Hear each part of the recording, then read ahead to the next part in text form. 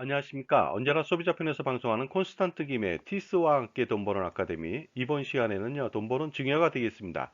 며느리에게 증여할 때 효과적으로 증여하는 방법에 대해서 말씀 나누겠습니다. 일반적으로 증여 대상자 1순위는 자녀가 되겠죠. 그 다음에 2순위는 손자녀입니다. 그 다음에 3순위는 배우자가 되겠는데 왜 그러냐면요. 배우자한테 너무 많이 증여하면 나중에 또 다른 상속세 부담이 생기기 때문에 그렇습니다. 그리고 며느리하고 사이한테도 증여가 가능합니다. 그런데 이렇게 증여를 잘하고 나서도 나중에 증여 역효과가 발생되는 경우도 있습니다. 그것은 무엇이냐면요.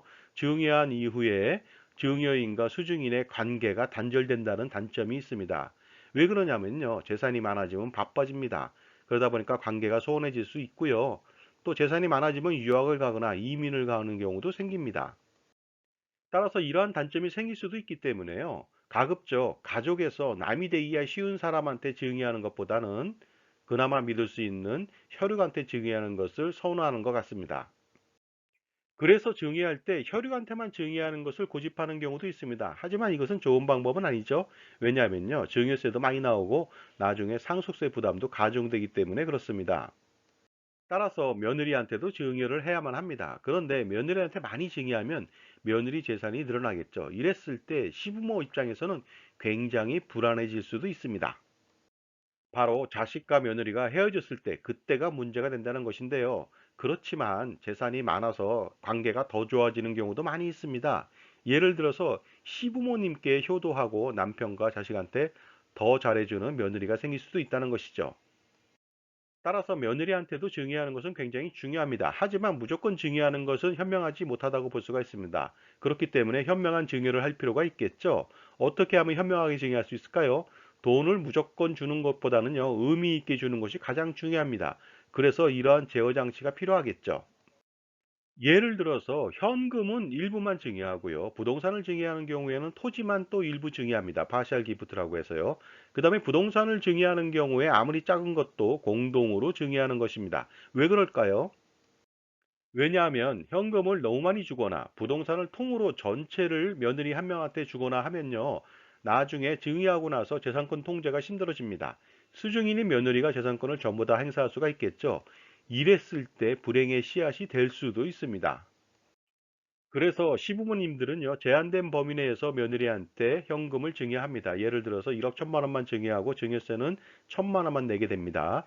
그리고 부동산을 증여할 때도 토지분은 일부 증여합니다. 토지분의 대부분은 아들과 손자녀가 갖고요, 며느리도 일부 갖게 하는 것이죠.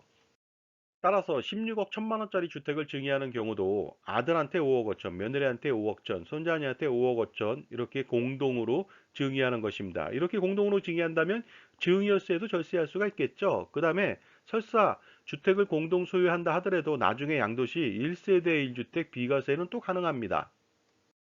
자, 지금까지 제 정보가 만족스러우셨다면요, 구독과 좋아요 부탁드리겠습니다. 그리고 특히 회원가입을 통해서 보다 다양한 혜택을 받아보시기 바랍니다. 감사합니다. 계속하겠습니다. 자, 그런데 이렇게 며느리까지 포함해서 주택을 공동으로 증여했을 때 며느리 입장은 어떨까요? 비록 증여는 받았으나 공동 소유 주택을 며느리 마음대로 양도하거나 대출을 받을 수는 없습니다. 하지만 이런 건 있겠죠. 주택을 부분 소유했기 때문에 며느리 자신만의 자산이 늘었습니다. 따라서 포만감이 생길 수도 있겠죠. 따라서 빌딩 부동산을 증여하는 경우에도 토지분만 자녀 가정한테 부분 증여하는 것이 유리하겠죠. 그래서 예를 들어서 건물부는 부모님이 가지고요. 토지부는 아들과 며느리, 손자녀가 가지는 파샬 기프트를 실행하면 좋겠습니다. 자, 이렇게 며느리 증여가 장점이 있습니다. 며느리 증여로 증여세와 상속세와 양도세와 종부세를 줄이고요. 가족 간의 사랑과 존경과 화목을 이뤄낼 수도 있습니다. 그렇기 때문에 지금 바로 가족 증여를 실행해 보시기 바랍니다.